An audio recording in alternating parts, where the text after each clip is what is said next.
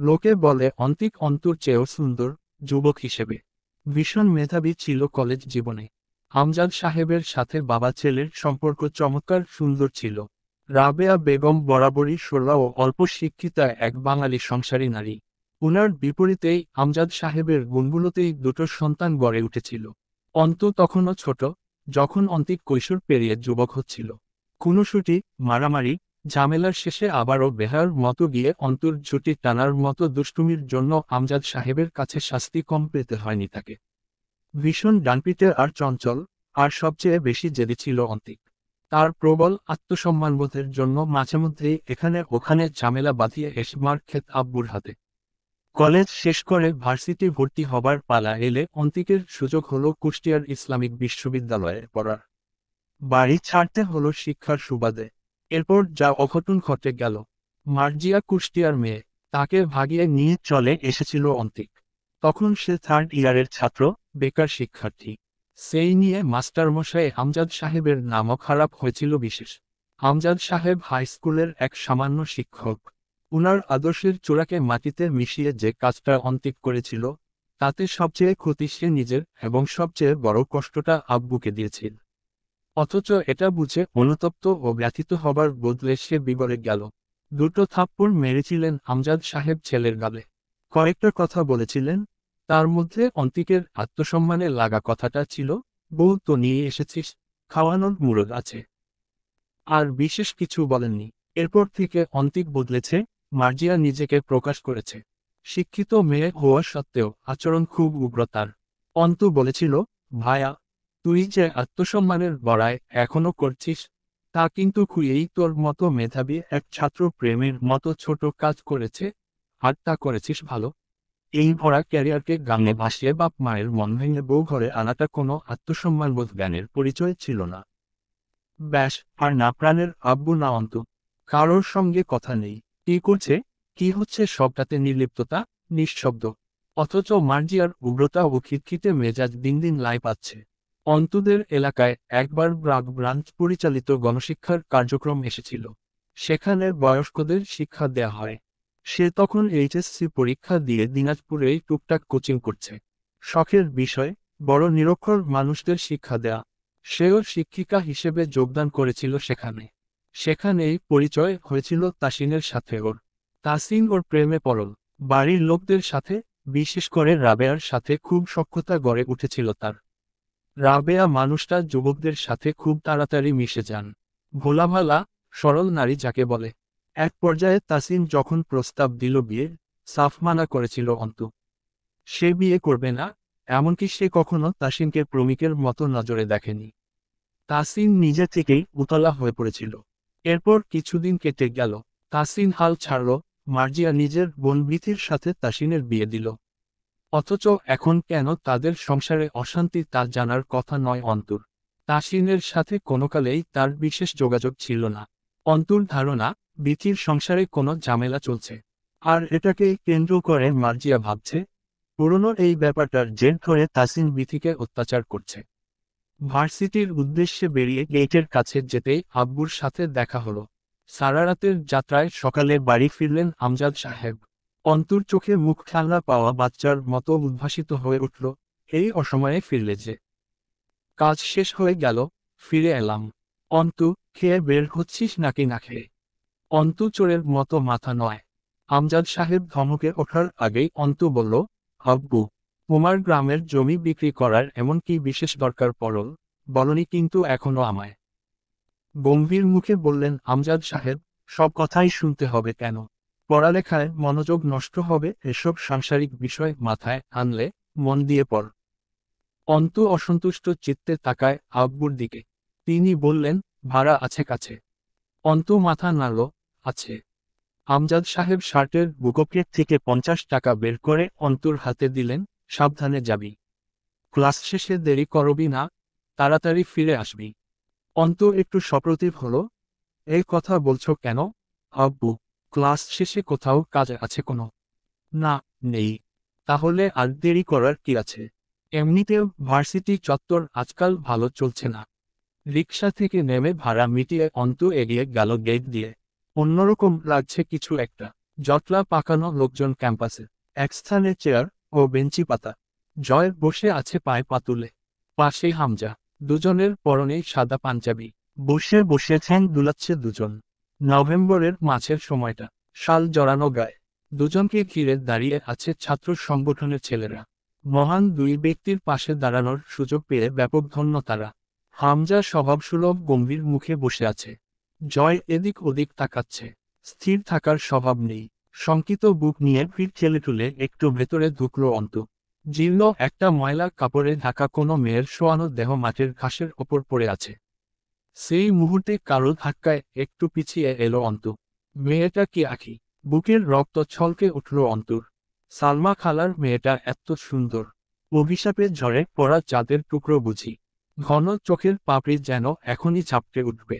সেই সুন্দর মুখখানা বিবর্ণ, খামসির দাগে ভরতি, ঠোঁটের কোণের রক্ত জমাট বেঁধে শক্ত হয়ে গেছে, কালশিটে রং ধারণ করেছে। গাছি গাছি চুল চিরে উঠিয়ে ফেলা হয়েছে। বাকি দেহটা এক টুকরো কাপড়ে ঢাকা। সেই কাপড়টুকুর নিচে এতগুলো মানুষের ভিড়ে কোনো এক মেয়ের নগ্ন দেহ পড়ে আছে। অন্তর মনে হলো সে মানসিক ভারসাম্য হারিয়ে ফেলছে, যার ফলে শরীরটা ভার ছেড়ে দিতে চাইছে। তখন কেউ ধমকে উঠল অন্তুকে, পিছনে সরে দাঁড়ান, এত কাছে এসে দাঁড়াবেন না। সরুন, পিছিয়ে যান। স্পষ্ট, বিন্যস্ত ভাষা, ভরাট আদেশমূলক কণ্ঠস্বর। কালচে খয়েরি ইন শার্টে একটা ফর্সা মতো পুরুষ অন্তুকে উপেক্ষা করে হাতা গোটাতে গোটাতে গিয়ে লাশের মাথার কাছে বসল। ইন্সপেক্টর রশিদ ডাকল তাকে। মুস্তাকিন, আপনার ফোন বাজছে। মুস্তাকিন ভিকটিমের দেহ থেকে চোখ না তুলে বলল, পরে অ্যাটেন্ড করছি, রেখে দিন। অন্তু ভিড় ছেড়ে বেরিয়ে এলো। আব্বুর রোজ পত্রিকা পড়ে রেখে দেয়, সেখানে এমন ঘটনাগুলো চোখে পড়ে। আজ সেই পত্রিকা ভেদ করে প্রথমবার কোনো খুবলে খাওয়া মেয়ের মরদেহ সম্মুখে এসে পড়েছে। এগুলো আসলেই হয়। অন্তু কাঁদে না, আমজাদ সাহেব কাঁদতে শেখাননি, কিন্তু আজ সেসব শিক্ষা কাজে লাগল না। অন্তু নেকাবের নিচ দিয়ে ঝরো ঝরো করে অশ্রু বাড়াচ্ছে। আর একটু দূরে এসে মুখের নিকাবটা খুলে ফেলল। ব্যাগের সাইড থেকে পানির বোতল বের করে পানির ছিটা দিল মুখে চোখে। টিস্যু দিয়ে মুখটা মুছে দুটো শ্বাস নিল জোরে জোরে। ধমকাল নিজেকে, আশ্চর্য, এত ভঙ্গুর হয়ে পড়ছো কেন তুমি, অন্তু? তুমি তো এমন নও। কোথা থেকে যেন সালমা খালা বুক চাপড়ে আহাজারি করতে করতে ছুটে এসে ধপ করে বসে পড়লেন মেয়ের লাশের পাশে মাটিতে। অন্তুর চোখ বোধ হয় আবার ভরে উঠেছে। নিজের ওপর রেগে উঠল অন্তু। কি মুসিবত! এভাবে ভেঙে পড়লে জীবনকে মোকাবেলা করবে কি করে? কিসের মোকাবেলা? ওই তো একটা মেয়ের ছিন্নভিন্ন লাশ পড়ে আছে মাঠের ওপর। অন্তত তো মেয়ে। জঙ্গলের জানোয়ারেরা কবে যে মানুষের মতো রূপ ধরে মানুষের সমাজে বাস করতে লেগে পড়েছে, তাদের মোকাবেলা করতে ভঙ্গুর হলে চলবে কেন? সামলা খালাকে সামলাতে যে নারীটি ছুটে এলো, অন্তুর চোখ আটকাল তার ওপর। পরনে বিবর্ণ শাড়ি, মুখটাও মলিন। অথচ সেই মুখের সৌন্দর্য অসামান্য। এদের চেহারার আভিজাত্য মিলছে না পরিস্থিতির সঙ্গে। কে করেছে এসব? জয়, হামজা। তাদের কথাই প্রথমে মাথায় এলো অন্তুর। কিন্তু তা উচিত নয়। অন্তুর টের পেল, এমনটা হবার একটা কারণ আছে। সে আজ দিন যাবৎ ওই দুটো নামে আতঙ্কিত বলেই এমন হয়েছে। শাড়ি পরা নারীটি চাঁদনি, আখির ভাবি। মুস্তাকিন তাকে বলল, আপনারা ওনাকে ভিকটিমের কাছ থেকে দূরে নিয়ে যান। আমাদের কাজ করতে দিন, এই স্পটে আপনারা না ঢুকলে সুবিধা হয়। চাঁদনির চোখে কেমন অদ্ভুত রহস্য, যেই রহস্যটাও এক প্রকার রহস্য যেন। সে কাঁদছে না, একটুও না। অথচ অপলক চেয়ে আছে নিথর চোখে আখির মুখের দিকে। সেই চোখের ভাষা অবর্ণনীয়। অন্তর মনে হলো, মুস্তাকিন লোকটা কসাই টাইপের। এমনিতেও সরকারি কর্মকর্তারা তাই হয়। মুস্তাকিন একটু আখির ভাই সোহেলকে ডাকল। সোহেল একদৃষ্টে বোনের লাশের দিকে চেয়ে আছে, তার চোখে পানি নেই। সেও শুধু তাকিয়ে আছে। মুস্তাকিনের ডাকে এগিয়ে গেল। মুস্তাকিন কোনোরকম শিরোনাম ছাড়া প্রশ্ন করল, কবে ফিরেছেন দেশে? সোহেল আনমনে ছিল, একটু ঝাড়া মারল যেন নিজেকে। হ্যাঁ, এই তো 4 দিন হলো। কোন দেশে থাকতেন? দুবাই। কি কাজ করতেন সেখানে? রাজমিস্ত্রি আর শাটারিংয়ের কাজ করতাম। আখিকে লাস্ট কবে দেখা গেছিল বাড়িতে? খানিকক্ষণ চুপচাপ মাটির দিকে তাকিয়ে থেকে বলল, চাঁদনী বলে, সপ্তাহখানেক আগে। নিজেদের সামলান এবং আমাদের সাহায্য করুন তদন্তের কাজে। এভাবে কান্নাকাটি করে কোনোরকম বিচার পাবেন বলে মনে হয়। শক্ত করুন নিজেদের। এক প্রকার ভয় খেলে গেল সোহেলের চেহারায়। না স্যার, কোনো বিচার লাগবে না তো। আমরা কোনো বিচার চাই না। আপনি খালি আমার বোনের লাশ দেন, বাড়ি নিয়ে যাই। কারোর বিরুদ্ধে অভিযোগ নাই আমাদের। মুস্তাকিম ঠোঁটে ঠোঁট গুজে নিচে তাকালো। কেউ হুমকি দিয়েছে আপনাদের?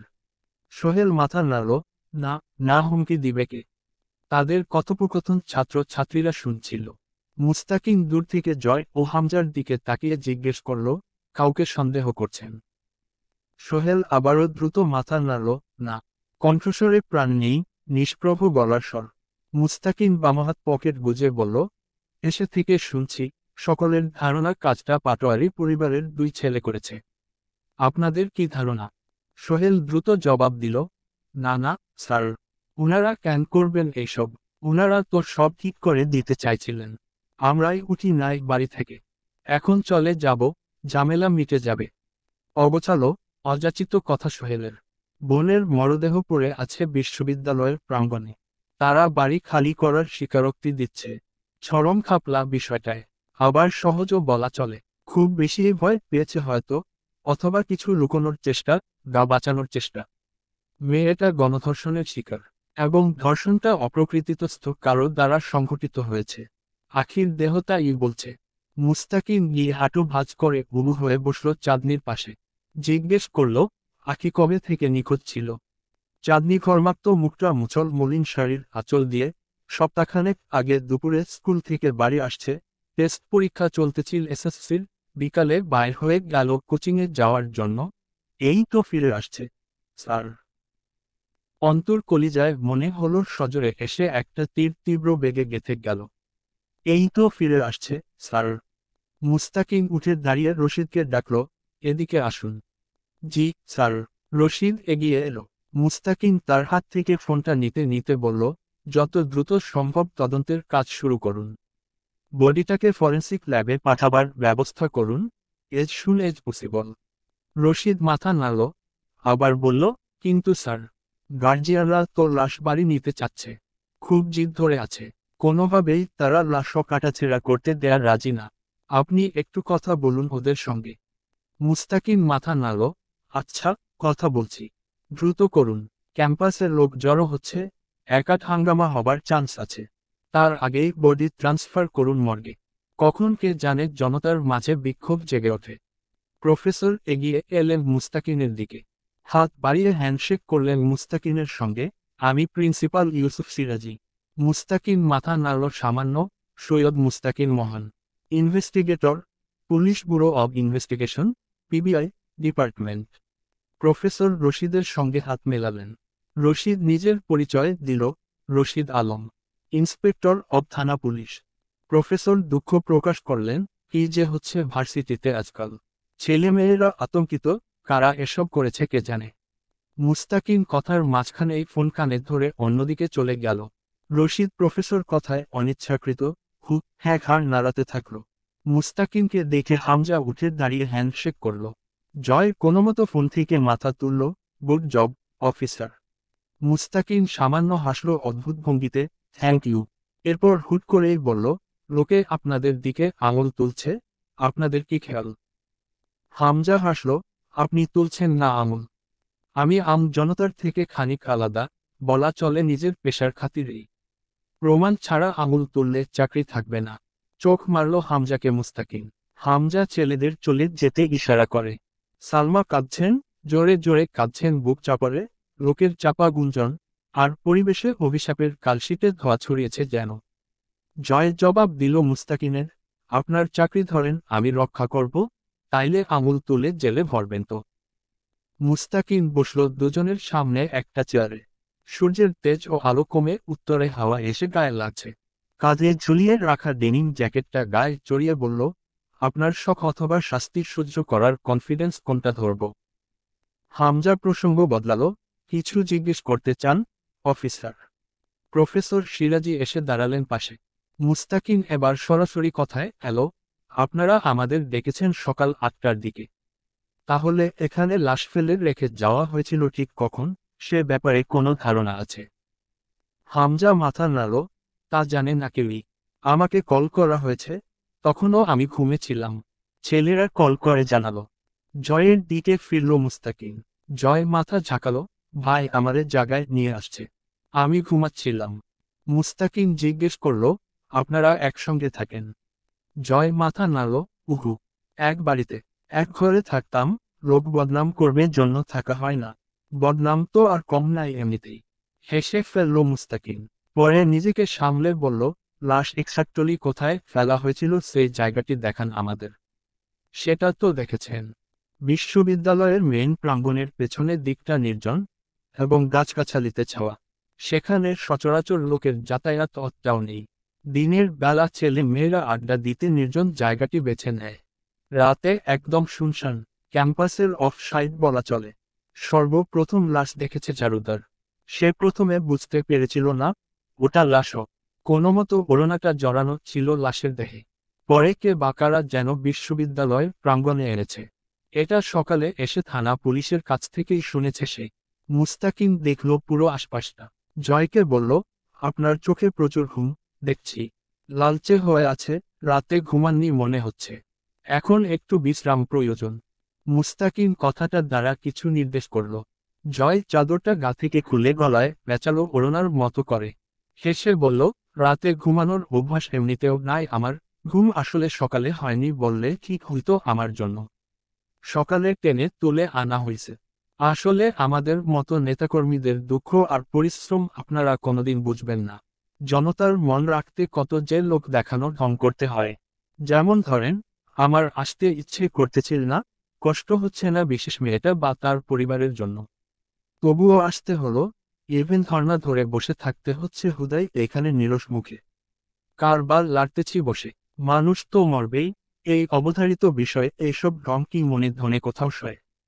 তবু সওয়া লাগে, কারণ তথাকথিত সমাজসেবক আমি। ফাক অফ দিস ইন্ট্রোডাকশন। আপনি মানছেন আপনি তথাকথিত সমাজসেবক?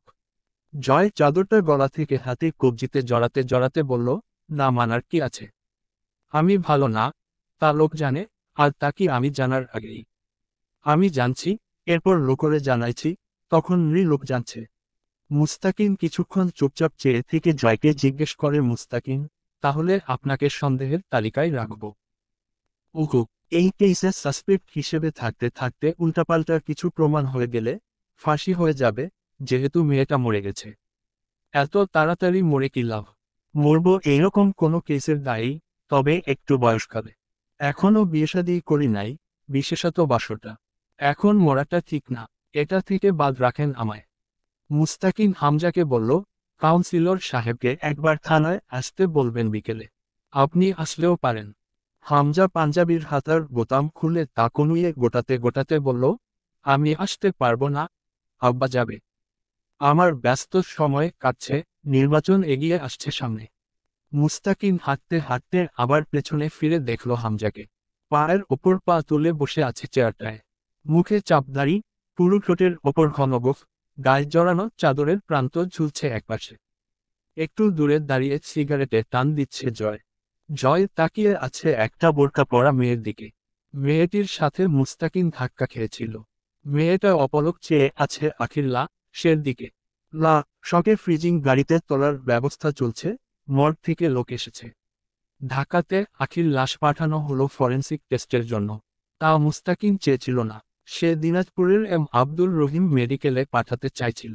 ব্যবস্থাও করেছিল। সিনিয়র ইনচার্জ রাজি হননি। আখির মা হাত মুস্তাকিমের হাত ধরে কান্নাকাটি করেছিলেন, আমার মেয়েটার শরীরটারে আর কোনো শুয়োরের হাতে দিস না, বাপ। আমারে মা মনে কইরা আমার কথা রাখো। আমার বিচার লাগবো না। আমার আখির দেশডারে দে, বাড়ি নিয়ে যাই। এই কথা ফেলার মতো নয়। অথচ উপরমহল হুট করে সিদ্ধান্ত বদলেছে। এসব নতুন নয় এই লাইনে, তবে এর শেষ অবধি যেতে হলে তাকে সজাগ থাকতে হবে প্রতিপদে। রাত 8টায় ডিআইজি স্যারের সাথে কথা বলে কার্যালয় থেকে বের হলো। টিমের সকলেরই খুব খাটুনি হবে এই মামলায়। এখানে কোথাও না কোথাও অতপ্রতভাবে জড়িয়ে আছে রাজনৈতিক বিষয়াদি আর সমাজের উচ্চ পর্যায়ের পদ্ধতিগত বলপ্রয়োগ, যার ঘাপলা খুলতে বেশ বেগ পেতে হবে তাদের।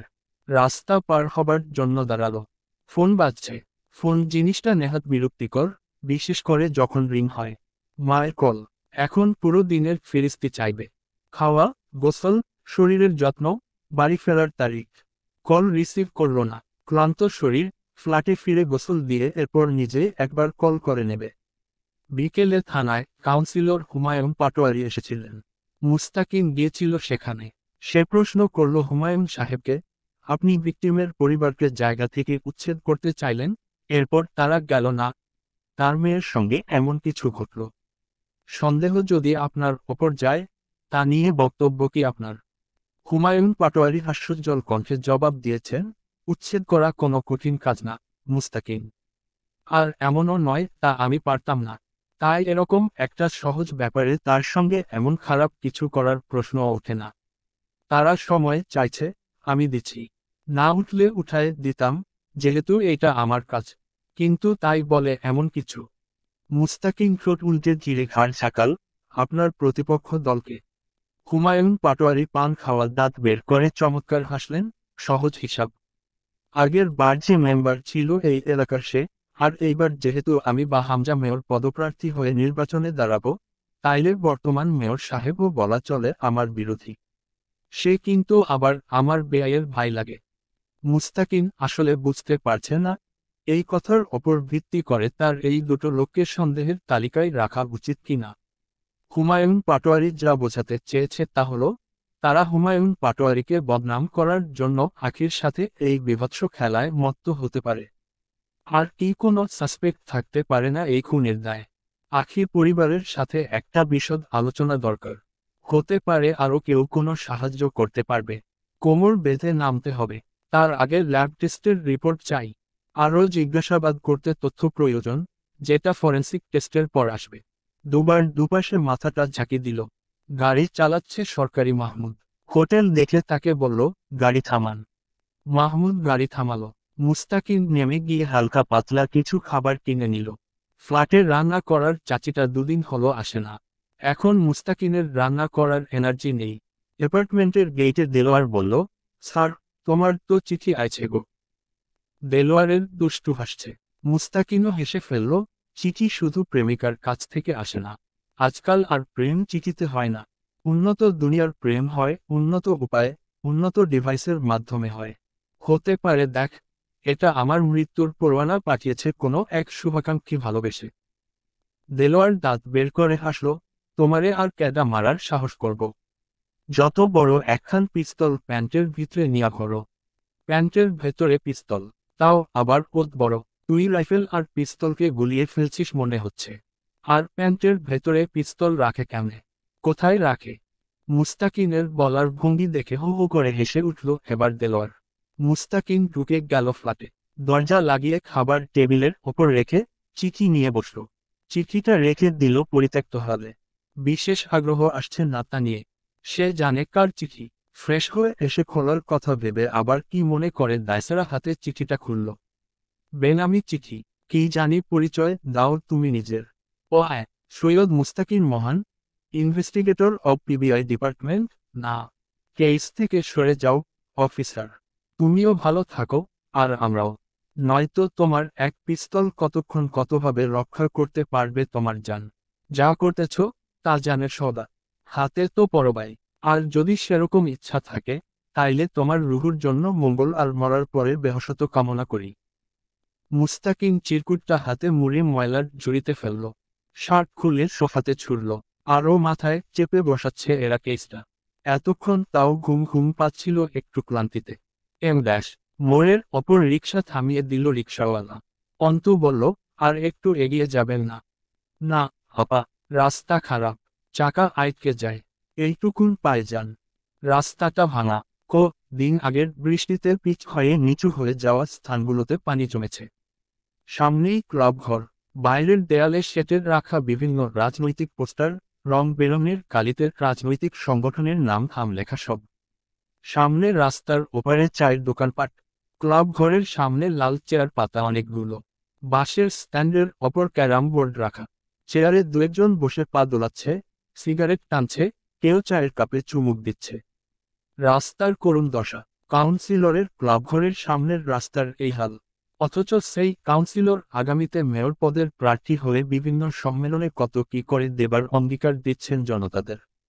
আজকালের মাঝে একটা বিশাল সম্মেলন আছে প্রাইমারি স্কুলের মাঠে। সেখানে নিশ্চয়ই হামজা, জয় জম্পেশ একটা করে বক্তব্য রাখবে। এদের জিহ্বা কয়টা, আর বিবেক এবং লজ্জায় বা কোন ফেরিওয়ালার কাছে বিক্রি করে বাদাম কিনে খেয়েছে। ভাবতে ভাবতে কাদায় এক পা গেড়ে গেল অন্তর। ক্লাবঘরের দিকে তাকালো না, থুতনি বুকে ঠেকিয়ে হেঁটে পার হলো। কালো বোরকা ও কালো ওড়নার নেকাবে মুখ ঢাকা তার। ক্লাবঘরের পাশেই সালমা খালার ছোট বাড়িটা। টিনের গেইটে আঙুলের টোকায় 2-3 বার শব্দ করল। কিছুটা দেরি করে চাঁদনি গেট খুলে দিল। অন্তু বলল, ভয় পাবেন না ভাবি, আমি খালার ভার্সিটির এক ছাত্রী। চাঁদনি নির্লিপ্ততা মুখে একপাশে সরে দাঁড়িয়ে ভেতরে আসার ইশারা করল। টিনের চাল, টিনের বেড়া, তার সামনে একটা ইটের গাঁথুনিতে তোলা ঘর। মেঝে হয়নি, উপরে শুধু টিনের ছাদ লাগানো হয়েছে, নিচের মেঝে কাঁচা, জানালার দরজাও লাগানো হয়নি। চাঁদনি অন্তুকে নিয়ে গিয়ে ঘরে বসাল। পাশের ঘরে সালমা খালা নামাজে বসে কাঁদছেন। করুণ কান্না। অন্তুর বুক ভার হয়ে এলো। চাঁদনি নাস্তা আনতে উদ্যত হলে অন্তু চাঁদনির হাতটা চেপে ধরে বলল, ভাবি প্লিজ, কোনো আনুষ্ঠানিকতা দেখিয়ে আমায় ছোট করবেন না। আপনি বসুন, 2 মিনিটই কথা বলি। সব মিটলে একদিন এসে নাস্তা করে যাব। চাঁদনি মানতে চায় না, অন্তু জোর করে বসাল। জীর্ণ একটা সালোয়ার কামিজ পরনে চাঁদনির। চুলের বেনি উল্কো খুস্কো, মুখে মলিনতার ছাপ। দেখতে চরম সুন্দরী চাঁদনি, কালি পরা ডাগর ডাগর চোখ, আর তা যেন রহস্যময়ী। নাম কি তোমার? অন্তু বলে ডাকে সকলে। আমিও তাহলে তাই বলে ডাকব। একটু হাসল চাঁদনি, হাসিটা অদ্ভুত আর সুন্দর। যদি আগেই চলে যেতেন এখান থেকে, তাহলে হয়তো আখির এই হাল হতো না বোধহয়। মলিন হাসল চাঁদনি প্রত্যুত্তরে, বহুতদিন থেকেই ক্লাবের ছেলেদের নজরে পড়ছিল আখি। আখিরে খুব জ্বালাতো ওরা। যাওয়া আসার সময় আজেবাজে কথা বলতো। একবার ক্লাবের একজন বাড়িতে আসছিল তার কোনো বড় ভাইয়ের সাথে আখির কুপ্রস্তাব নিয়ে। আম্মা তারে একটা খাপ্পড়ও দিছিল। অন্তর জিজ্ঞেস করতে ইচ্ছে করল, সেই বড় ভাইটার কি জয় আমির? আপনার কি সন্দেহ হয় না জয়ের ওপর? করল না প্রশ্নটা। আপনি যে টাকা ফেরত দিতে গেছিলেন মেম্বার সাহেবকে, তা দিয়ে অন্য কোথাও তো জায়গা কিনে চলে যেতে পারতেন। চাঁদনি হাসল আবার, কেমন যেন দেখাচ্ছিল চাঁদনির হাসি। তুমি ঘটনা লোকমুখে শুনছ তাই না? অন্তু জবাব দিল না। চাঁদনি বলল, পুরাটা আর আসলটা শোনো নাই। এখন শুনি, আপনি বলুন। চাঁদনি তাকায় অন্তুর দিকে। আমি বলবো। অন্তুর চাঁদনিকে ভীষণ অন্যরকম লাগছিল। চাঁদনি বিছানার ওপরে ছড়িয়ে ছিটিয়ে থাকা কাপড়গুলো ভাঁজ করতে করতে বলল, আমি বাপের বাড়ির পাওনা জায়গা আর বিয়ের গয়না বেচে আমার ভাইয়ের সাথে নিয়ে মেম্বারের কাছে গেছিলাম টাকা ফেরত দিতে। তারা নিল না। টাকাগুলা দেখলো আর মেম্বার সাহেব বলল, আচ্ছা, টাকা যখন জোগাড় করছো, নেয়া যাবে। আমি ওই হিন্দু লোকটার সাথে কথা বলে দেখি। এরপর অন্যমনস্ক হলো চাঁদনি। যেভাবে বলছিল, আমরা নিশ্চিত ছিলাম টাকা নিবে, জায়গা ফেরত পাবো। নিল কি সে টাকা? চাঁদনি খুব মনোযোগ দিয়ে কাপড় ভাঁজ করতে করতে বলল, সেই রাতে বাড়িতে লুট হলো। বলেই হাসল। কি যে অদ্ভুত নির্লিপ্ততা শুনতে লাগলো চাঁদনির কথাটা।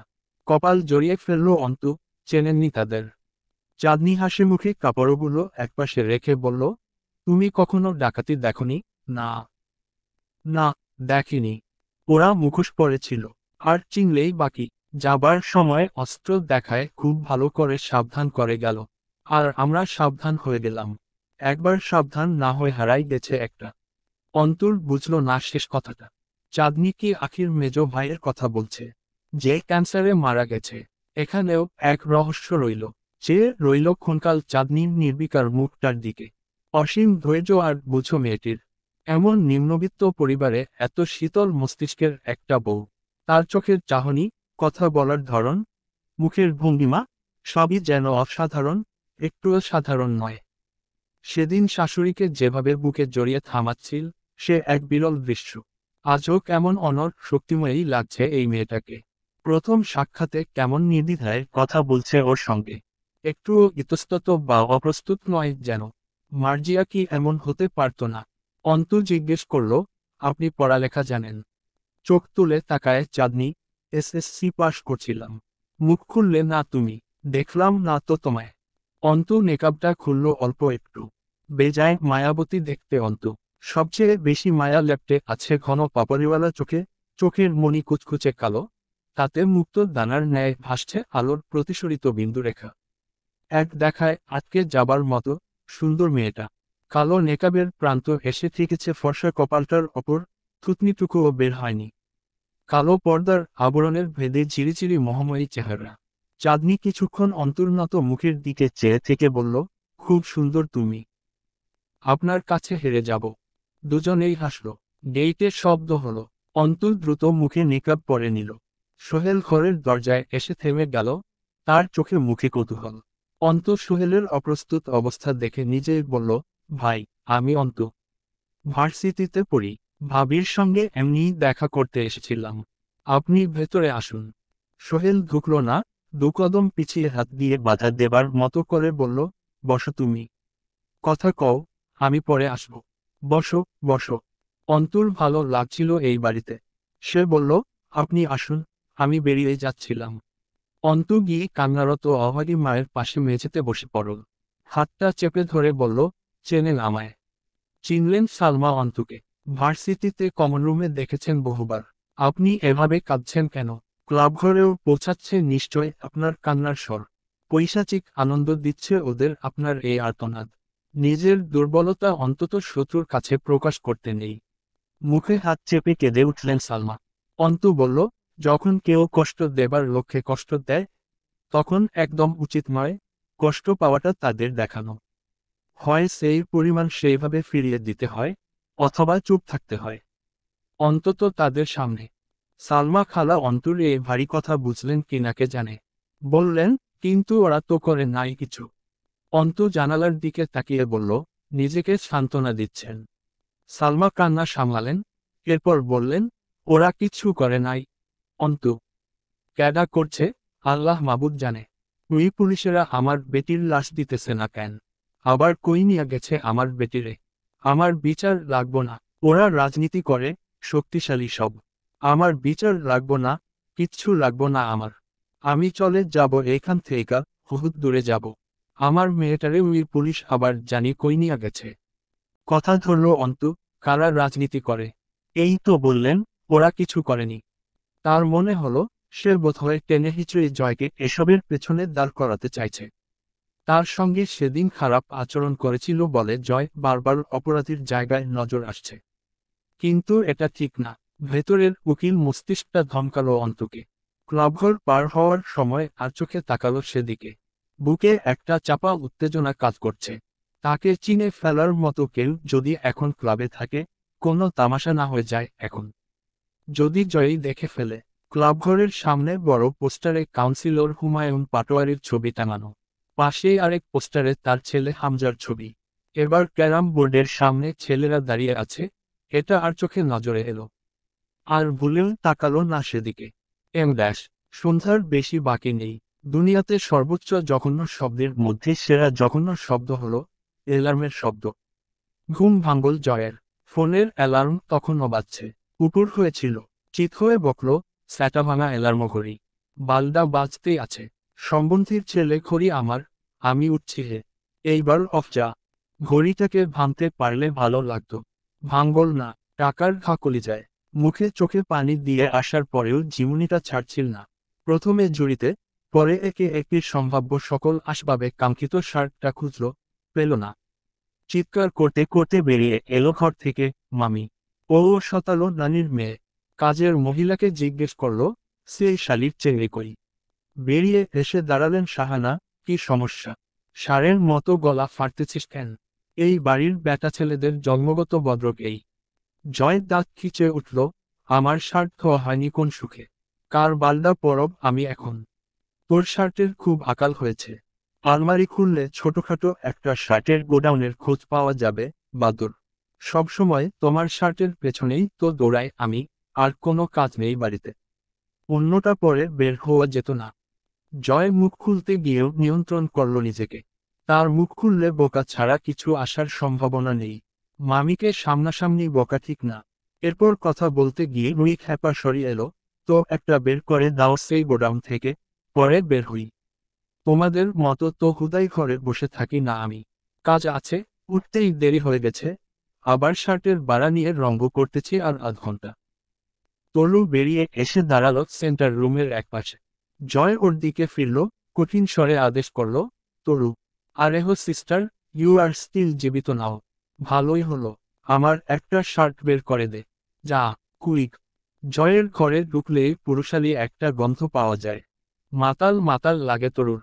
ঘরে বাস করা পুরুষটায় যখন সর্বক্ষণ ওর মাতাল হয়ে থাকার কারণ, এই ঘটাও ওর কাছে বড় কাঙ্ক্ষিত। প্রতিদিন জয় উঠে বেরিয়ে যাবার পর সে পুরো ঘটাকে পারলে নতুন করে উলট পালট করে, আবার শুরু থেকে গোছায়, বেশিক্ষণ এই ঘরে অবস্থান করার লোভে। যতক্ষণ এখানে থাকবে, বুকের ভেতর কি যে এক শিরশিরানি নেচে বেড়ায়। আলমারিটা খুলে খুঁজে খুঁজে একটা কালো লালচে রঙা শার্ট বের করলো। আবার দ্রুত ঢুকিয়ে হ্যাঙ্গারে বাঁধিয়ে রাখলো। এই ঘরের প্রতিটা বিন্দু তার গোছানো। Abasese ekata tseka sarta berakarala.